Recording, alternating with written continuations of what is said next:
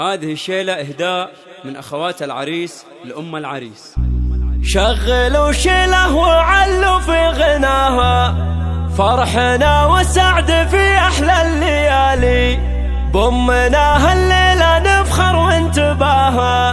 أم وليد يا بعد كل الغوالي، أم وليد يا بعد كل الغوالي.